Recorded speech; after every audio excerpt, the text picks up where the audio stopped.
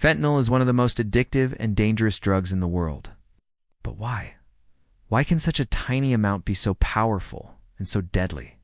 To understand that, we have to look deep inside your brain and into the chemistry of pleasure itself. It starts with pain. Pain is your body's alarm system, your survival signal. It shouts, "Something is wrong. Stop what you're doing." This alarm is crucial. Without it, you could burn your skin, break a bone, or damage an organ. Never even know until it's too late. But your body also comes with its own built-in painkillers, chemicals called endorphins. These are natural opioids your body releases when you're injured, stressed, or even after intense exercise. They attach two special receptors in your brain and spinal cord. When they lock in, they dampen the pain, calm you down, and sometimes give you a small wave of euphoria.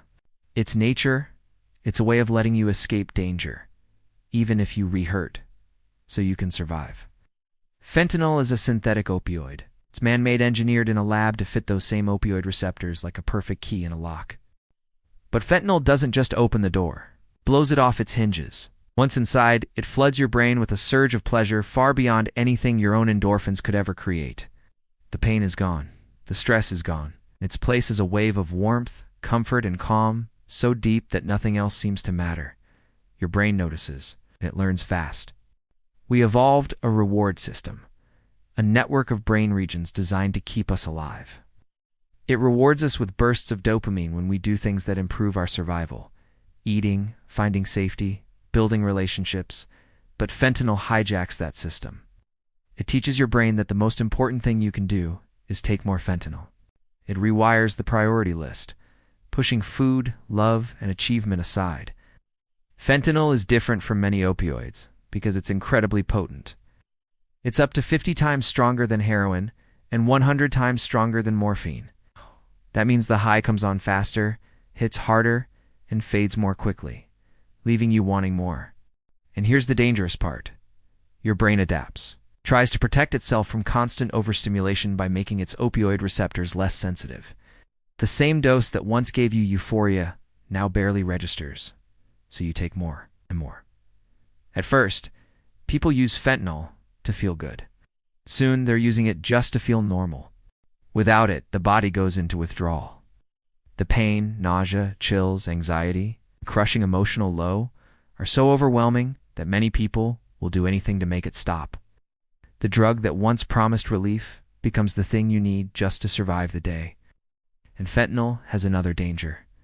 It doesn't just numb pain, it numbs the brain's control over breathing. Take too much, and the signals that tell your lungs to move simply stop. The margin between a dose that gets you high and a dose that kills you is razor thin. With fentanyl, that gap is measured in micrograms, as small as a few grains of salt. This is why so many overdoses happen without warning. One moment, someone is euphoric. The next, they're unconscious. And unless someone is there with naloxone, a drug that can kick fentanyl off the receptors, they stop breathing and die within minutes. What makes it worse is that fentanyl is cheap to make and easy to transport. It's often mixed into other drugs without the user knowing. Counterfeit pills, heroin, cocaine, even non-opioid powders. People take what they think is their usual dose. But hidden inside is enough fentanyl to shut down their breathing in seconds. So why does fentanyl feel so good? Because it's tapping into one of the most ancient and powerful systems in your body, the one designed to reward survival. Only fentanyl doesn't reward you for surviving. It rewards you for taking more fentanyl.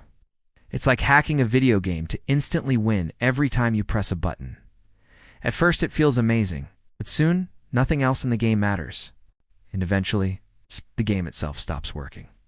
For your brain, fentanyl is pressing the reward button over and over until the button breaks.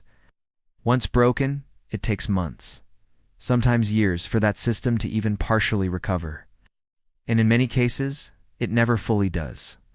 That's why the risk is so high, because every time someone takes fentanyl, whether on purpose or by accident, they re-gambling with a substance that gives the brain a pleasure it was never designed to handle, and a danger it can't see coming.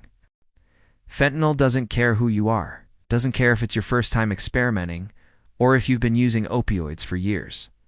It doesn't care if you're rich, poor, young, old, careful, or reckless. It's chemistry, and chemistry always works the same way. The science is clear. Fentanyl feels good because it hijacks the brain's survival reward system. It offers the purest form of comfort your nervous system can experience, but it's a lie. A shortcut with a cost so steep that for many there's no way back. And so, the real question isn't why does fentanyl feel so good? It's how do we stop it before it kills us?